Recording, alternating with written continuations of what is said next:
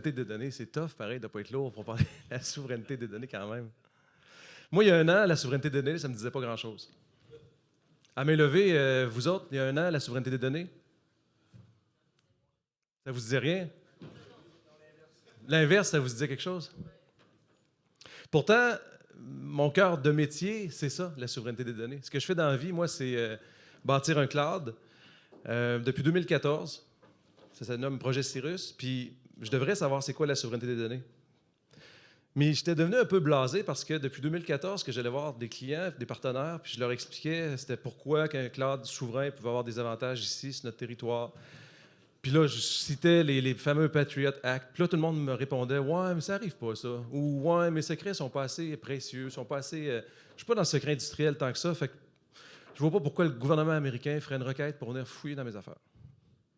Fait que là, je repartais avec mon petit bonheur. Je me disais bon, il n'y a pas tant de valeur que ça pour la souveraineté des données. Puis après ça, j'expliquais aux gens c'est quoi notre deuxième valeur. C'était nous, on n'a aucun frais egress dans notre cloud. En fait, j'essayais de comprendre c'était quoi des frais egress. Parce que, tu sais, quand tu es un fournisseur infonuagique puis tu fabriques un cloud, ben il n'y a pas de il y a pas grand-chose de compliqué au départ. C'est que tu regardes l'ensemble de tes factures à toi puis tu passes le volet de l'application de service puis tu te dis, ben voici, monsieur le client, comment ça va te coûter. Puis il n'y a aucune place où il y avait un COS pour les frais egress. Moi, mon lien de telco ne me coûte pas plus cher, moins cher que vous veniez charger 4 fois par jour ou une fois par jour. C'est la même affaire. Fait que là, je ne comprenais pas la notion des frais egress puis pourquoi les fournisseurs en chargeaient. Après ça, j'ai compris, les fournisseurs chargent des frais egress seulement si tu sors tes données pour aller faire quelque chose ailleurs que tu pourrais, en théorie, faire dans le bébé. OK, mais c'est ma donnée, je suis obligé de payer à toutes les fois que je veux sortir ma donnée. Oui, oui. Ça, c'est en 2014, 2015, 2016. Puis là, à un moment donné, ben là, le volet collaboratif est arrivé en pleine puissance. Hein. On a tout sorti nos serveurs Exchange, puis on est tombé dans le cloud pour le volet collaboratif. Les bases de données. De plus en plus, on sortait dans le volet infonuagique, puis de plus en plus, on était multi-cloud. C'était plus genre, je choisis un ou l'autre, c'est, ouais, mes bases de données vont aller là, mon volet collaboratif va aller là, mes serveurs vont aller là. La donnée là-dedans, puis le volet souverain. Fait que, année après année, de 2014, je vous dirais, jusqu'à l'année passée, tout ce que je viens de vous dire là, ce n'était pas des gros facteurs qui faisaient en sorte que les gens venaient chez nous pour le volet infonuagique. La protection de la donnée en est un, la troisième copie. Hein, nous, on a presque bâti notre business sur la protection de la donnée. Deuxième voûte, troisième voûte.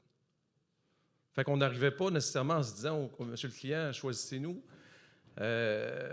pour votre IaaS, votre PaaS ou votre DR service ou whatever what. Mais les clients venaient vers nous quand c'était le temps, la deuxième puis la troisième voûte. Souvent, ça faisait 1 an ou 2 qu'ils avaient commencé leur aventure vers le cloud. Et là, soudainement, on comprenait les frais egress. Parce que là, il commençait à avoir des factures de frais egress qui étaient arrivées. J'étais dans une conférence la semaine passée, ou il y a 2 semaines, sur la cybersécurité puis la protection des données.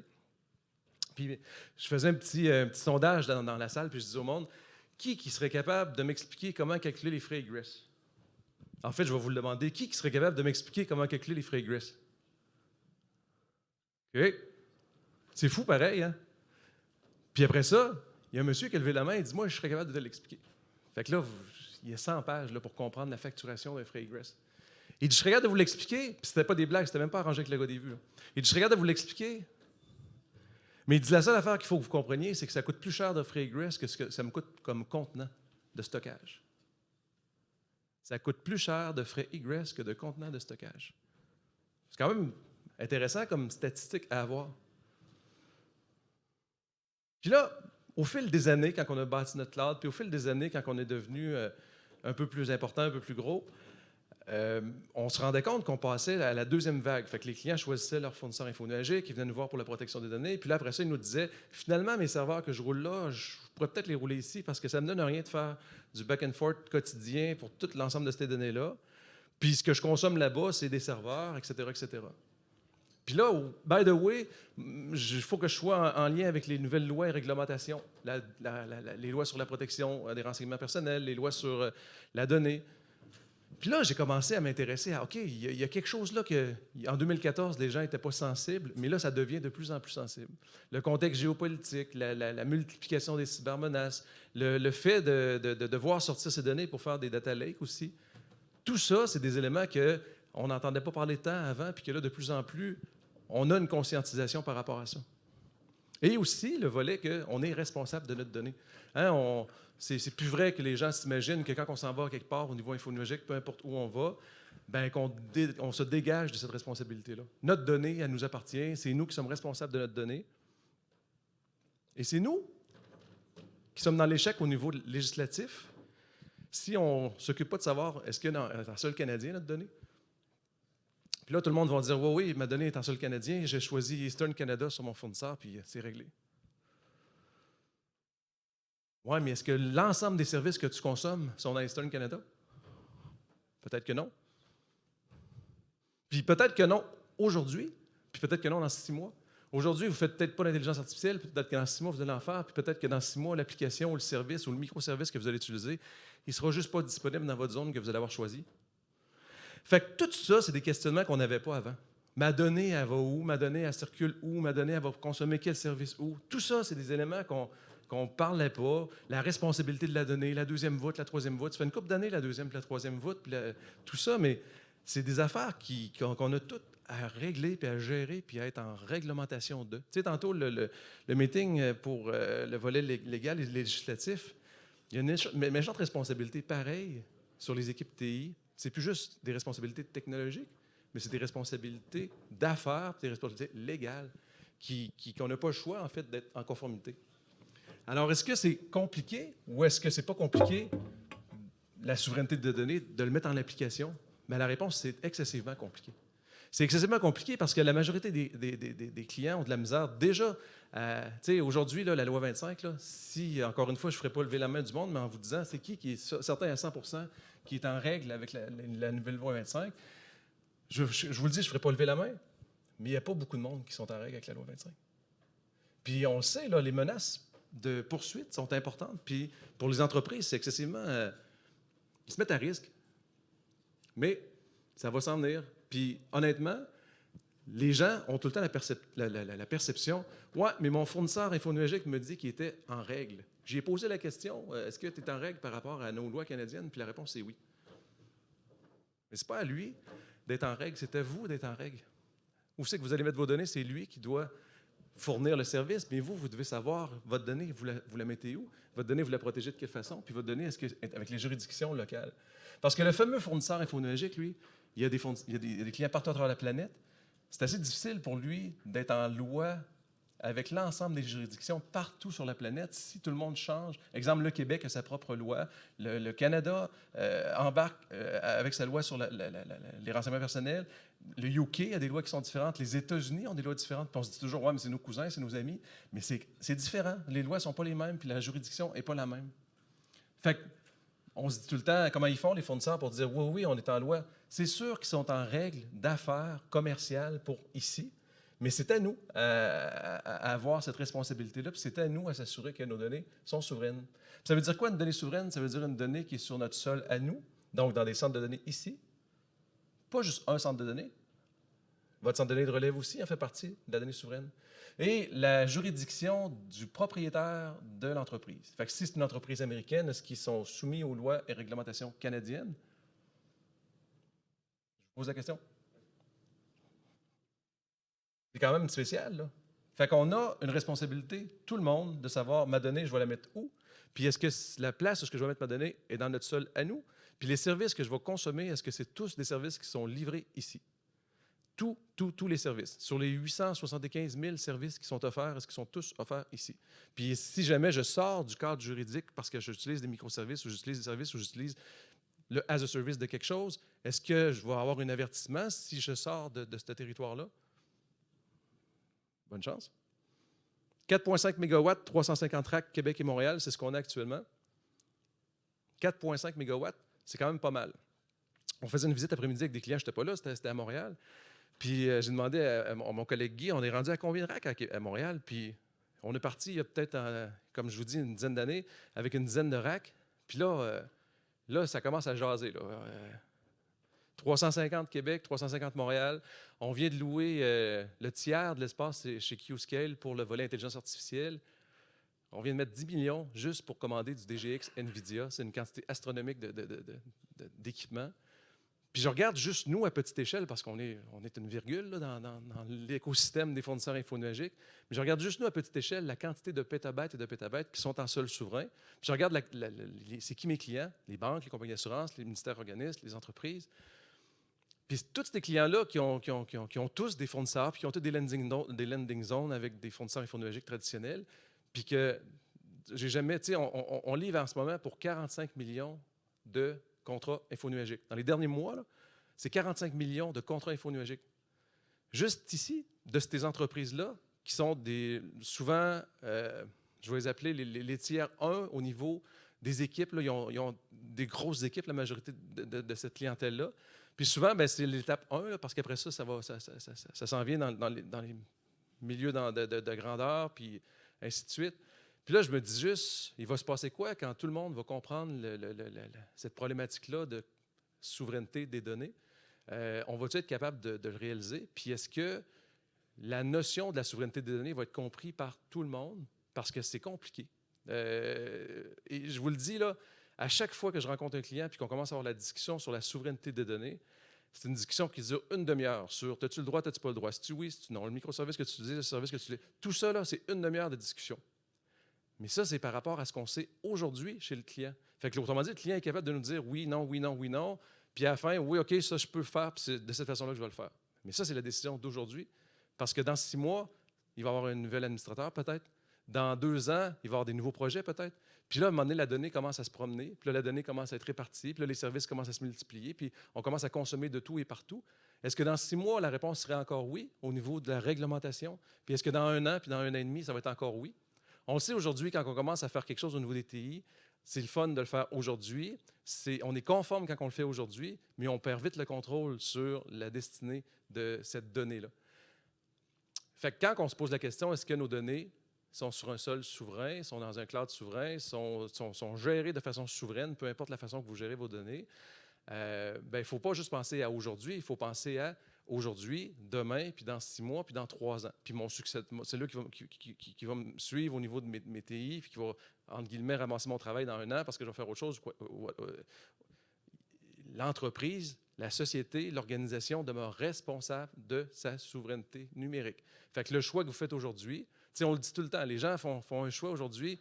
Moi, si je vais m'acheter dans un magasin un iPhone parce que j'adore l'écosystème de Apple, c'est mon choix personnel. Moi, je choisis d'embrasser la technologie. Moi, je choisis de m'embrasser. Moi, je choisis d'embrasser la technologie Apple puis l'écosystème Apple. Mais c'est mon choix personnel. Je ne suis pas en train de choisir pour les 10 prochaines années pour la société pour qui je travaille. Je ne suis pas en train de choisir pour les 15 prochaines années pour la société pour laquelle je travaille. Je suis en train de choisir pour moi personnel.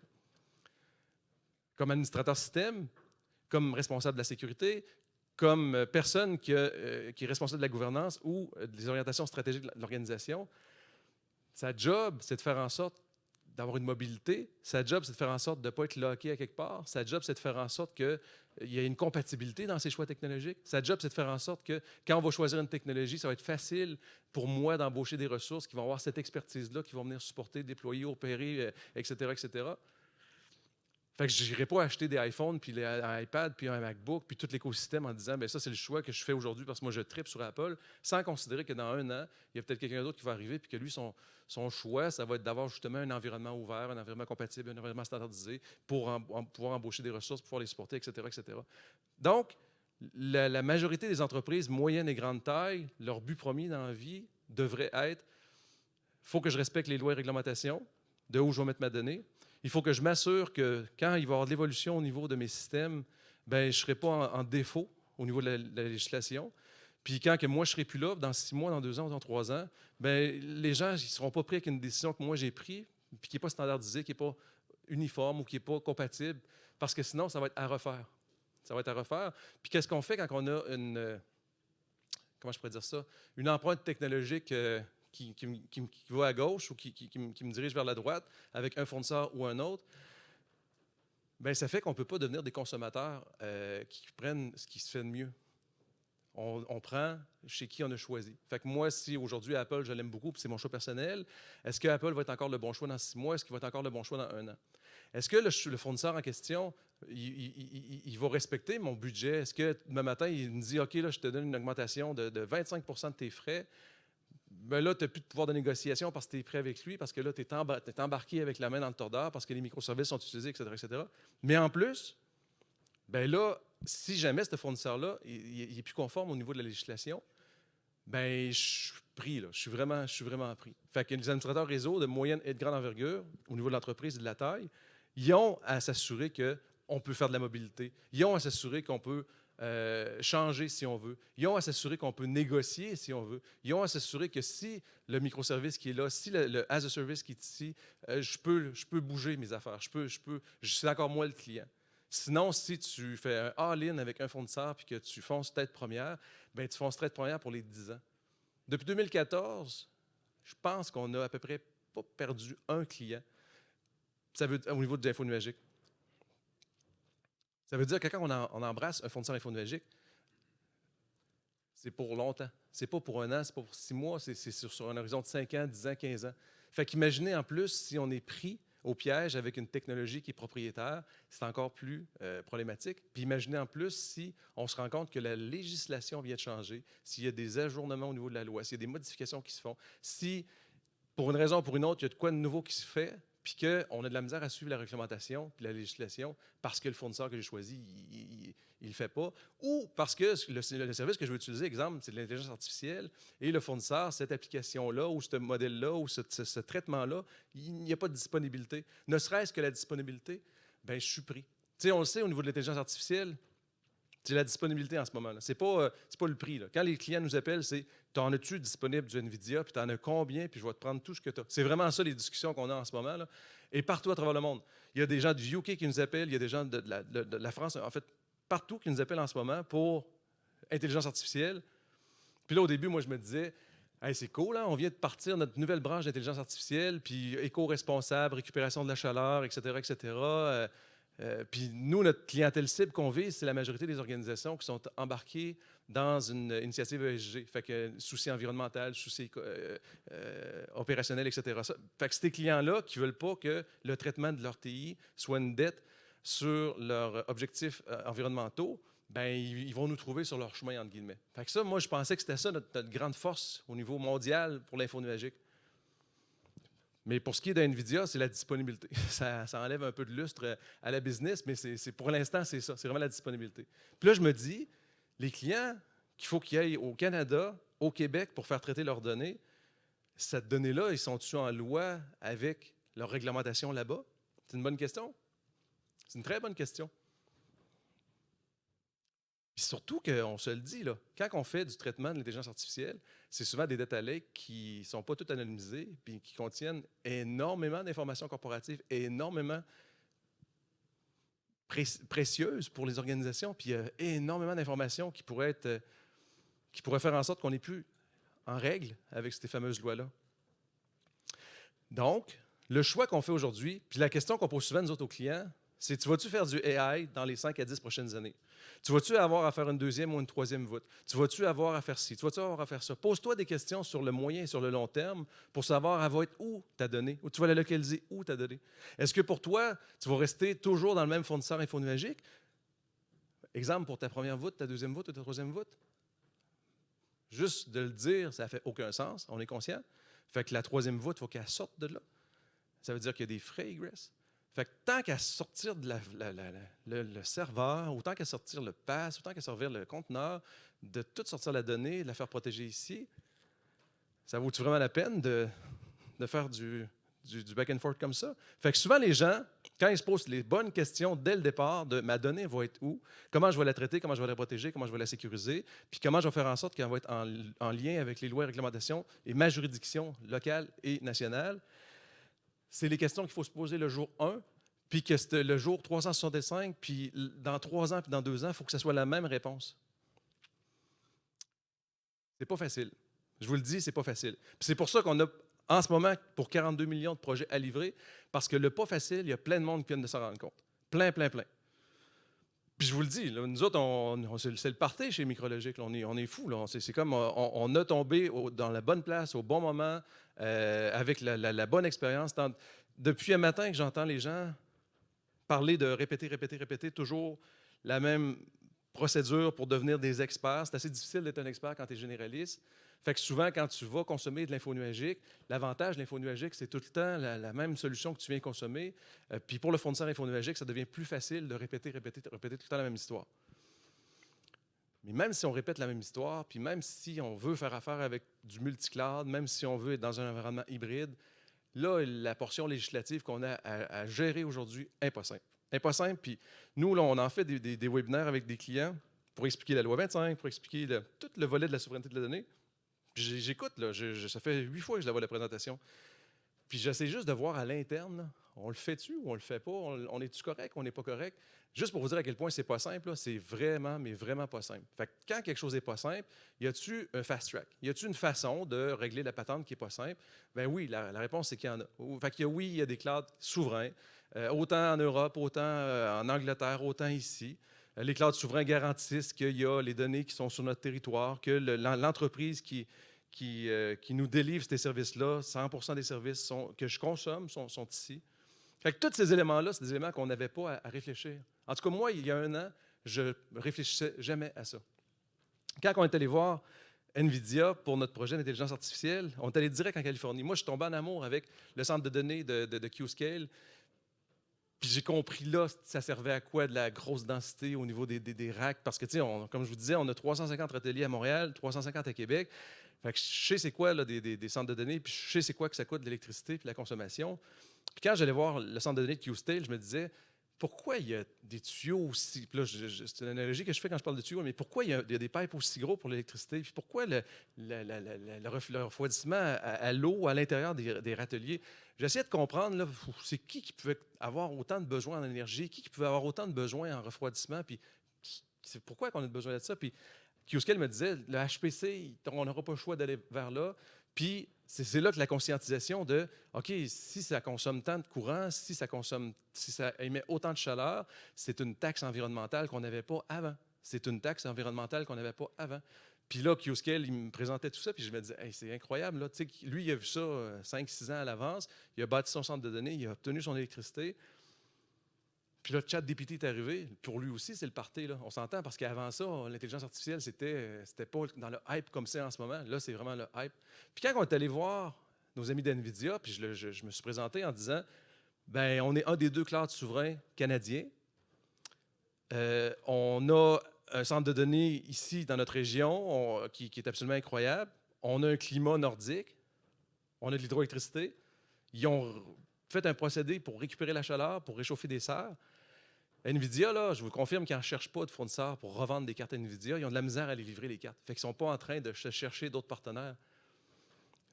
Pourtant, on a réussi à avoir un partenariat avec NVIDIA ici. Mais pas à cause du centre de données, puis pas à cause de l'électricité, puis pas à cause de tout ce que je viens de vous dire. C'était une valeur, oui, mais pas de temps. C'est quand je leur ai dit le cloud souverain. On se rappelle qu'il y a un an, je ne savais pas c'était quoi le cloud souverain. Là. Puis j'en suis un. Puis quand on a dit ça à NVIDIA, puis qu'ils ont dit « Ah, la case cloud souverain, on y va. » Puis oui, by the way, c'est cute d'avoir le volet environnemental, c'est cute de pouvoir le faire avec un contexte ESG. Puis nous autres, en plus, on le faisait avec du time sharing. Parce qu'on se disait, les entreprises d'ici n'auront pas les moyens d'acheter un NVIDIA à 5 millions. Fait que si je prends 5 compagnies d'assurance, qu'eux autres, ils font un time sharing de ce stack-là, ça pourrait avoir du sens. Fait que c'est ce concept-là qu'ils ont acheté, entre guillemets, puis qui ont adhéré. Mais encore une fois, le volet de la souveraineté de la donnée, eux autres, ils ont pogné la patente. On a des gros partenaires du côté européen. Puis eux autres, ça fait des années que la souveraineté de la donnée, c'est un... Je dirais pas que c'est un vœu pieux, mais c'est un... Comment je pourrais dire ça? C'est un constat qu'ils ont fait. Un constat de on ne peut pas tout mettre nos affaires dans le même panier. Si ce panier-là, en plus, n'est pas sous notre juridiction, parce que ça va être excessivement compliqué de respecter la loi et réglementation. Fait qu'il faudrait vraiment qu'on bâtisse des lois, puis qu'on bâtisse... Ça a même déjà fait partie d'enjeux électoraux.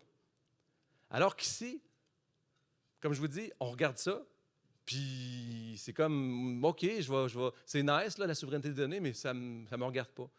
C'est pas vrai que ça ne vous regarde pas. Ça regarde tout le monde qui est dans cette salle-ci, si vous êtes responsable moindrement d'un choix technologique, de savoir où vont mes données. Tu sais, tantôt, je vous l'ai dit, les lois sont différentes partout. Puis le but, c'est pas de savoir c'est-tu des bonnes lois ou c'est pas des bonnes lois. Le but, c'est pas de regarder du côté américain, c'est-tu correct, ça ressemble-tu à nous autres, puis c'est-tu en lien avec mes valeurs, mettons. Ça n'a aucun rapport.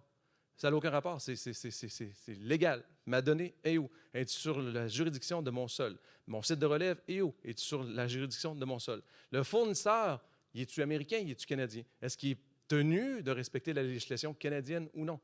Lui, il ne l'est pas tenu, je vous le confirme, il ne l'est pas. C'est vous qui êtes responsable de cet élément-là. Ça serait impossible pour un fournisseur infonuagique de vous dire on est légal partout à travers le monde, dans toutes les juridictions, on a des avocats partout, puis à toutes les fois, on modifie les lois de nos contrats. La réponse est non, ça serait impossible. Juste de le dire encore une fois, on a notre réponse en le disant. C'est absolument impossible. Donc, une donnée souveraine, je pense que tout le monde devrait se poser la question demain, est-ce que l'ensemble de mes données sont souveraines? Est-ce que l'ensemble de mes services que j'utilise sont sur le sol canadien? Est-ce que l'ensemble des services que je vais utiliser sont sur le sol canadien?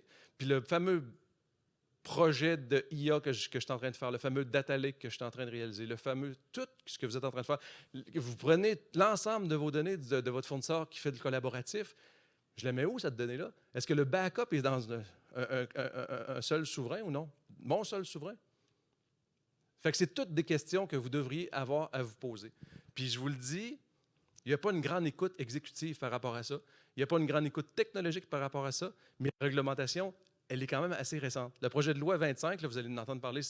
Tantôt, il y avait un running gag là-dessus, on était curieux d'en entendre parler, mais ça ne fait que commencer. Parce que la journée où il va se mettre à avoir des fuites, la journée où il va y avoir des premières entreprises qui vont avoir des amendes, c'est là qu'on va en entendre parler, puis qu'on va se dire ah, OK, c'est cool. Puis là, le fameux exécutif va venir vous voir en vous disant nous, ça marche-tu nos affaires? Puis là, vous allez devoir y répondre pas tant, ça ne marche pas tant parce que je ne suis pas au courant tant de ce qu'il faut faire tant. Je vous le dis, c'est pas simple d'être en lien avec cette réglementation-là. C'est pas simple du tout, du tout. Le fameux ça n'arrivera jamais. La loi 25, ou je ne sais plus comment elle s'appelle, la fameuse loi pour les entreprises qui font avec les médias, là. Tu sais, si je prends une nouvelle, puis vous l'avez entendu, là, c'est 18. C'est pas beau, là. C'est pas beau de voir les fournisseurs qui disent moi, si tu fais cette réglementation-là, ben, je ferai juste plus de la business chez vous. On l'a, la preuve là, que le monde cherche, là, on l'a direct devant nos yeux. Que si on est constreignant par rapport à la législation, puis si on dit au monde, bien ça, c'est la façon que nous, on veut faire les affaires, c'est la façon que nous, on veut régler la problématique des renseignements personnels parce que ça nous concerne, nous, comme peuple, bien ça, c'est notre décision à nous. Le fournisseur, il a le droit de dire oui ou il a le droit de dire non. Mais on se rappelle ce que j'ai dit tantôt. Si on est pris avec un fournisseur parce qu'on a mis des affaires qui sont propriétaires, puis que soudainement, une juridiction, soudainement un prix, une augmentation de tarifs ou whatever what qui se passe, puis qu'on se dit non, ça ne marche pas ce que tu es en train de faire là, moi je veux avoir continué avec cette liberté-là. Je disais ça depuis 2014, puis tout le monde me disait bla bla bla. Mais là, on l'a devant nos yeux la preuve. Là. On l'a devant nos yeux la preuve que si on fait quelque chose, on est tellement petit dans tout l'écosystème mondial de ces fournisseurs infonuagiques-là qu'on n'a pas un grand levier de négociation. Puis pourtant, on est d'excellents consommateurs. On parle d'un marché de 15 milliards par année juste pour le volet cloud, puis on parle d'un marché de 5 milliards par année juste pour le traitement de l'intelligence artificielle. Fait qu'on est excessivement attractif pour ces firmes-là. Excessivement attractif pour ces firmes-là. Puis là, à la question, est-ce que vous êtes conforme avec les lois et règlements canadiennes? La réponse, ça va être absolument. Puis ils ont raison, sont absolument conformes avec la réglementation canadienne au niveau du commerce, mais ils n'ont pas à l'être par rapport à la souveraineté de la donnée. C'est vous autres qui avez cette responsabilité-là. Ce n'est pas eux autres qui l'ont, cette responsabilité-là, c'est vous autres qui l'avez. Fait que la question qu'on devrait se poser, c'est est-ce que vous autres, vous êtes en lien et vous êtes compliance au niveau de la réglementation par rapport à la souveraineté des données? C'est la seule question que vous devez vous poser. C'est vous qui allez être poursuivi. Ce ne sera pas le fournisseur infonuagique américain. Impossible. C'est bon pour ça? Vous me regardez tous comme mes clients me regardaient en 2014. C'est pas les mêmes. C'est pas les mêmes. À la fameuse question, est-ce qu'on devrait les sortir, les données? On se la fait encore poser la question. Je m'en vais consommer du collaboratif, puis j'ai sélectionné l'option copie de sauvegarde, puis j'ai sélectionné l'option de sécurisation de la donnée. Fait que je suis correct. Mais la réponse est non, vous n'êtes pas correct. La réponse est non. Puis là, je suis dans un public qui le sait, là, parce que normalement, quand je fais ce speech-là ou quand je fais ce discours-là, les gens me disent ouais. Là, ici, je pense que les gens le savent. La deuxième puis la troisième voûte, c'est C'est pas une option. Mais c'est souvent quand on fait la deuxième et la troisième voûte qu'on se rend compte de plein d'affaires. On se rend compte de comment ça coûte la sortir la donnée. C'est là qu'on réalise. Puis, tu sais, tantôt, je vous parlais des frais egress à calculer. Et toutes ces notions-là, là, je vous ai parlé du volet juridique, mais le volet de la donnée qui se promène, là, c'est un enjeu majeur, majeur, majeur. Parce que quand une donnée se promène, qu'est-ce qui se passe? La troisième voûte qui sort, le data lake qui sort, la base de données, le ERP, tout ça, on ne met pas ça dans la même troisième copie, parce que là, on se retrouve avec le bassin de l'ensemble de nos informations corporatives dans la même place. Fait que ça vous prend du multi-cloud. Vous n'avez pas le choix d'avoir du multi-cloud. C'est un requis d'avoir du multi-cloud. Puis la fameuse deuxième ou troisième, ce n'est pas en sélectionnant l'option chez le fournisseur que vous êtes compliance par rapport à ça. Encore une fois, si jamais vous, pour une raison ou pour une autre, exemple dans le volet collaboratif, vous avez un effacement accidentel de données, si vous avez une problématique à l'interne qu'il faut revenir 2 jours précédents, si vous avez plein d'éléments, puis que vous faites une requête au fournisseur, vous allez avoir vite la réponse de « c'est pas notre responsabilité ». OK, c'est pas la responsabilité d'avoir une copie d'il y a 1 mois, d'avoir une copie d'il y a 6 mois, mais je n'ai de besoin parce que j'ai besoin de ci ou j'ai besoin de ça. C'est pas ma responsabilité. Fait que là, vous allez l'avoir au moins votre deuxième puis votre troisième voûte. La relève de votre organisation, c'est pas leur responsabilité. C'est vous qui avez cette responsabilité. C'est ça l'affaire, c'est qu'on est tous responsables de la patente. Puis on se fait dire quasiment aux 2 mois puis aux 3 mois, c'est quoi qui vient de se rajouter sur mon stack des responsabilités puis du volet compliance qu'il faut que je gère comme administrateur. Il y a du stock, là. Je vous le dis qu'il y a du stock. Puis souvent, les entreprises, ils ont de moins en moins de staff à l'interne pour prendre ces bonnes décisions-là. De moins en moins de staff. Puis souvent, quand on pousse quelque chose vers l'info nuagique, bien, on se dégage. Hein? L'objectif, entre autres, du nuage, c'est de nous dégager d'une responsabilité. Hein? On veut consommer quelque chose as a service. Fait que j'ai plus assez de staff à l'interne pour le faire de la bonne façon. Bien, je vais aller à l'extérieur pour le faire. Bien, cet extérieur-là, il prend la fonctionnalité, il prend le service, mais il ne prendra pas la charge légale, puis il n'endossera pas, dans le fond, la responsabilité que vous avez directement. Oui, il va y avoir un SLA de maintenir. Oui, tout ça, ça existe, mais ça ne vient pas annuler ou effacer votre responsabilité par rapport à cette fameuse donnée-là. Fait qu'est-ce que c'est une question de loi puis de règlement ou c'est une question de gros bon sens? Parce qu'encore une fois, je reviens sur mon client à qui je parle pendant une demi-heure, puis que là, je parle de Patriot Act, puis que pour lui, c'est blablabla, que j'y parle de frais egress, puis pour lui, c'est blablabla, que j'y parle de données souveraines, puis qu'il faut que ça soit sur notre sol, puis lui, dans sa tête, tout ce qu'il se dit, c'est que je vais choisir Eastern Canada. Fait que ça se peut là, que pendant une demi-heure, je perde mon temps. C'est fort possible. Mais tu sais, j'ai envie de regarder les clients des fois, puis je me dis, le gros bon sens, c'est quoi? Tu l'as l'option. Il y en a des clouds souverains à travers le pays. Il y en a des places où ce que tu peux garder tes données sensibles en sécurité. Il y en a plein. Je dis tout le temps, il y en a un, mais c'est pas vrai, il y en a plein. Vous comprenez? Il y en a plein et il y en a des options. L'option aussi d'avoir nos données à l'interne existe encore parce que les clouds hybrides, c'est encore populaire. Ici, on est encore excessivement dans un mode multi-cloud et cloud hybride et multi-cloud. Les gens n'ont pas tout fermé le centre de données, il y en a encore énormément. Fait que tout ça demeure des options. Fait que c'est pas vrai que c'est compliqué au niveau technologique. C'est compliqué à appliquer, par contre. C'est compliqué à appliquer au niveau des règles. C'est excessivement complexe. Fait que c'est pour ça que moi, je dis à un moment donné, c'est du gros bon sens. Là. Si tu veux vraiment pas avoir de problématiques, si tu veux être certain de ton coût, bien, tu t'assures que le contenant, il reste dans notre juridiction, puis qu'il n'y a pas de patte aux États-Unis pour aller chercher un service que moi, je n'ai pas ici, à l'interne. C'est aussi simple que ça. Ça veut-tu dire de ne pas consommer des autres? Pas du tout. On a tous besoin actuellement de consommer, comme je vous disais tantôt, dépendamment de ce qu'on a à faire. On a tous des besoins qui sont multi-environnement, multi-cloud. Mais vous avez quand même la responsabilité que même si c'est un service qui est un fournisseur SaaS, puis que vous allez mettre quelque chose dans le fournisseur SaaS, s'il n'y a pas de centre de données ici, vous n'êtes pas correct. Vous n'êtes juste pas correct. Puis là, vous allez me dire, ouais, mais est-ce que je peux mettre mon bucket de stockage à quelque part puis consommer le service là-bas?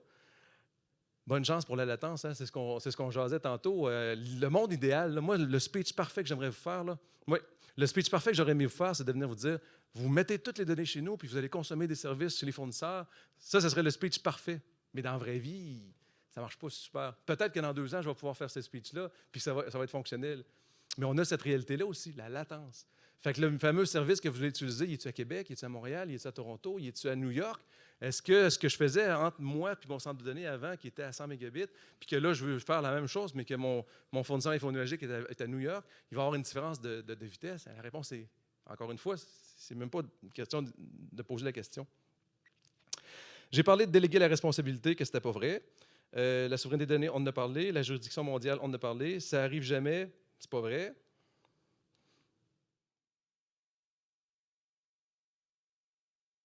Pas mal ça, dans les sujets que je voulais couvrir. Puis, tu sais, aujourd'hui, le but, c'était, je ne veux pas en fait faire un speech de vente, parce que c'est pas la place ici pour faire un speech corporatif de vente. Vous avez peut-être su à travers ce que j'expliquais qu'on avait un cloud puis qu'on bâtissait un cloud. Mais outre ça, toutes les discussions qu'on a par rapport à la souveraineté de la donnée m'intéressent énormément. Dans le sens où si jamais vous avez des issues, des questionnements, vous voulez en jaser, là, mais dites-vous que je fais ça à semaine longue ces temps-ci de parler de la souveraineté des données. Puis pas nécessairement parce que les clients s'en viennent tous dans notre cloud, mais parce que c'est un sujet vraiment d'actualité que les gens veulent comprendre. Est-ce que je suis correct? Est-ce que je ne suis pas correct? Est-ce que dans l'architecture cible que j'ai en ce moment, je réponds au volet de la réglementation? C'est, je pense, des bonnes questions à se poser en ce moment. Fait que voilà, il me reste un petit 5 minutes pour des questions. Normalement, j'en prends 8. C'est pas vrai. Est-ce que vous avez des questions pour moi? 3, 2, 1. Fait que pas de questions. Je vous remercie. On va être là, nous autres, demain et après-demain. Puis on est là aussi ce soir pour le scotch. Fait que si jamais vous avez des questions, vous pouvez venir nous jaser. Merci beaucoup, tout le monde.